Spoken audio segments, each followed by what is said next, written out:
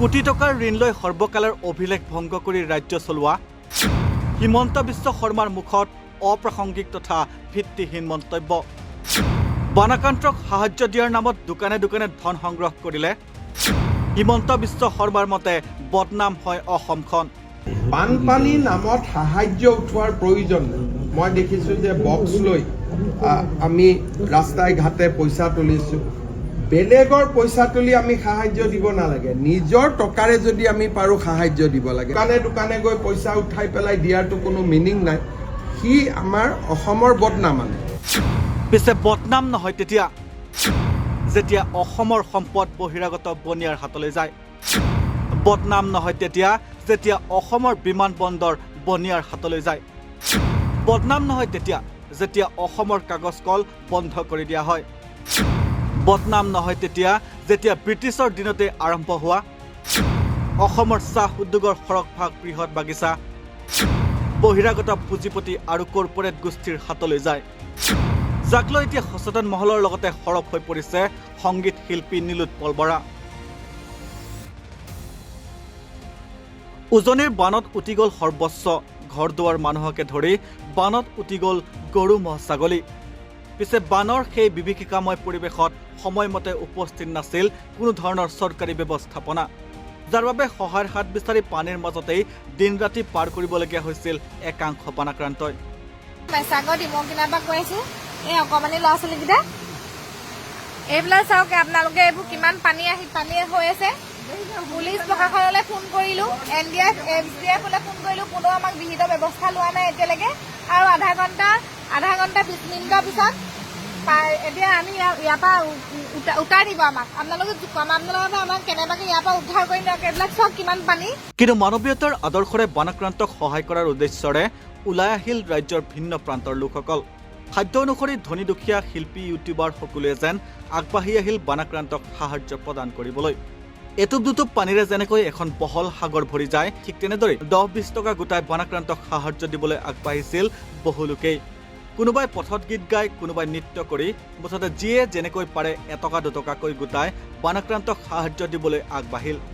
পিছে বানাক্ৰান্তৰ ওচৰত সময়মতে গৈ নোপোৱা হিমন্তৰ চৰকাৰে আকৌ জ্বলি পৰি উঠিল সাধাৰণ জনতাই কৰা এনেবোৰ মানৱীয়তাৰ আদৰ্শক দেখি। অসমত বান সাহায্যৰ নামত ৰাজপথ যান বাহনৰ পৰা বা আন ৰাজহুৱা স্থানত অনুমতি অবিহনে ধন সংগ্ৰহ কৰাটো এতিয়াৰ পৰা সহ্য কৰা নহ'ব বুলি স্পষ্ট কৰি দিলে মুখ্যমন্ত্ৰী ডক্টৰ হিমন্ত বিশ্ব শৰ্মাই।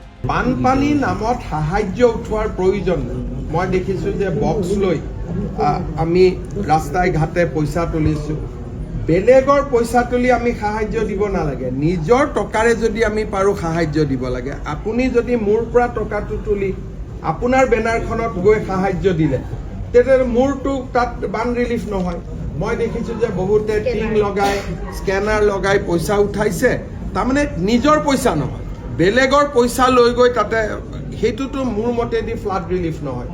আমি পুলিচকো নিৰ্দেশ দিছোঁ যাতে কোনো ক্ষেত্ৰতে দোকান পোহাৰ সাধাৰণ নাগৰিকৰ পৰা বলপূৰ্বকভাৱে ক'তো বান সাহায্য তোলা নহয়, কাৰণ এতিয়া গোটেই পৰিৱেশটো চৰকাৰৰ নিয়ন্ত্ৰণত আহিছে।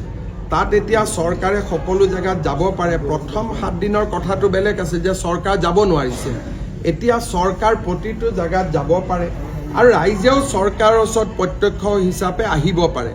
আৰু চৰকাৰৰ ফালৰ পৰা এতিয়া আমি ফাইনেল এছেছমেণ্ট কৰি ক্ষতিপূৰণৰ দিশতো কালিৰ পৰা আমি আগবাঢ়িম। গতিকে যোনে নিজৰ পুঁজি দিব খোজে আমিতো আদৰণি জনাম যে মোৰ 10জন মই বন্ধু 2000 টকা তুলি আমি 20,000 দিব গৈছোঁ। কিন্তু 10জন লগ কৰি দোকানে দোকানে গৈ পইচা উঠাই পেলাই দিয়াৰতো কোনো মিনিং নাই। সি আমাৰ অসমৰ বদনাম আনে।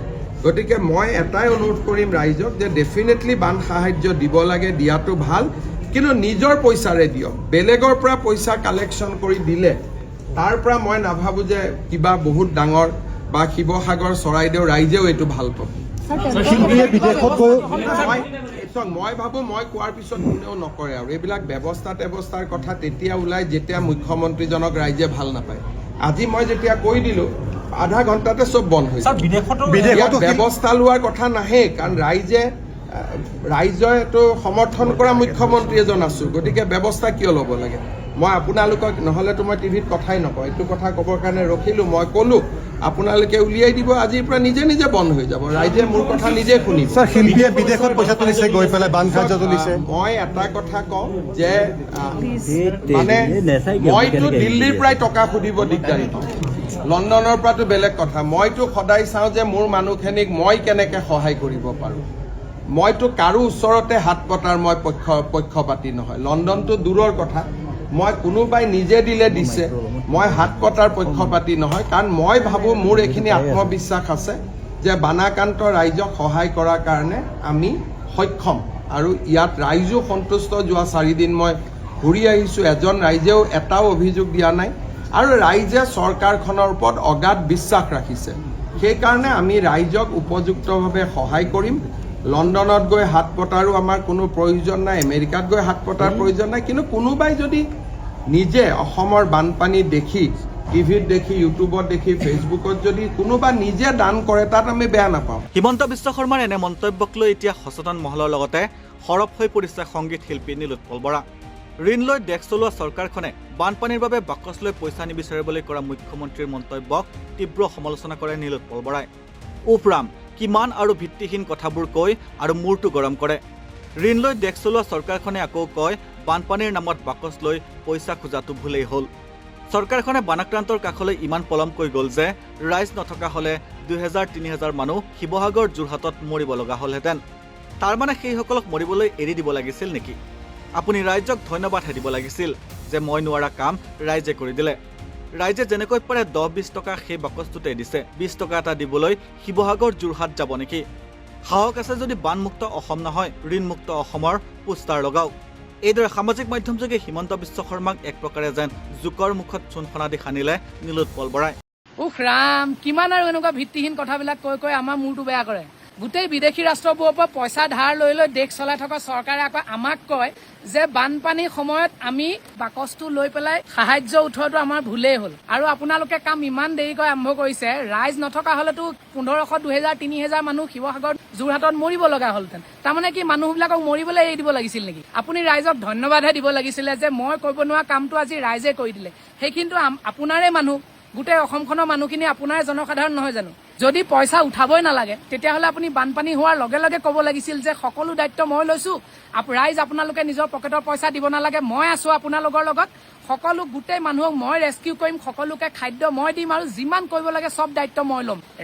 ৰাইজৰ বাবে সকলো কৰাৰ পিছত বহুত দেৰিকে 2 সপ্তাহ পিছত আহি আপোনাৰ এই কথা আমি আৰু নুশুনো দেই। আৰু আপুনি যেনেকৈ কৈছে সহায়টো তেনেকুৱা বস্তু নহয়। কেতিয়াবা নিগনিয়েও সিংহক সহায় কৰি সিংহৰ জীৱন বচোৱাৰ সাধু আমি সৰুতে পঢ়ি আহিছো। গোটেই অসমবাসী ৰাইজৰ ভালৰ বাবে নিজৰ সামৰ্থ্য অনুযায়ী 10 টকা হলেও দিছে, আৰু সেই যিয়ে 10 টকা, 20 টকা, 100 টকা, 200 টকা দিছে, তেওঁলোকে সেই বাকচটোতে 100 টকা, 200 টকা বা 10 টকা দিছে। আৰু সেই মাধ্যমটো যদি নাথাকিলে হয় তেতিয়াহ'লে সেই মানুহজনে 20 টকা দিবলৈ কেনেকৈ শিৱসাগৰলৈ গ'লহেঁতেন? কোনোবাই যদি 2-এজনে বদমাচি কৰিছেও, সেয়াও দেখোন আপোনালোকৰ মানুহে ওলালে। আপোনালোকে যে ডাঙৰ ডাঙৰ পোষ্টাৰ লগাইছিলে বানমুক্ত অসম, তাৰ ঠাইত যদি দম আছে আপোনালোকে ঋণমুক্ত অসম বুলি পোষ্টাৰ লগাওক। বানপানীত মানুহে মানুহৰ বাবে কাম কৰা প্ৰতিজন মানুহক আপুনি ধন্যবাদ দিয়াৰ পৰিৱৰ্তে তাচ্ছিল্য আৰু উপলুঙাহে কৰিলে। ইয়াৰ উত্তৰ কিন্তু সময় দিব। সৰ্বকালৰ অভিলেখ ভংগ কৰি কোটি কোটি টকাৰ বিদেশী ঋণৰ বোজাত ৰাজ্যৰ শ্ৰমিক, কৃষক আৰু সাধাৰণ জনতাক পুতি পেলোৱা মুখ্যমন্ত্ৰী হিমন্ত বিশ্ব শৰ্মাই এতিয়া জনতাৰ ঐক্যবদ্ধ শক্তিক লৈ শংকিত হৈ পৰিছে কিয়? যিখন চৰকাৰে পুঁজিপতিক ৰঙা দলিচা পাৰি দি ৰাজ্যৰ সম্পদ বিক্ৰী কৰাত ব্যস্ত, সেই একেখন চৰকাৰে এতিয়া সাধাৰণ জনতাৰ পাৰস্পৰিক সহযোগিতাক অপৰাধ সজাব বিচাৰিছে নেকি? ৰাইজে ৰাইজক সহায় কৰাটো যদি বদনাম হয় তেন্তে ঋণ লৈ অভিলেখ গঢ়াটো অসমৰ বাবে সৎনাম নেকি মুখ্যমন্ত্ৰী মহোদয়? News desk report, north east নাও।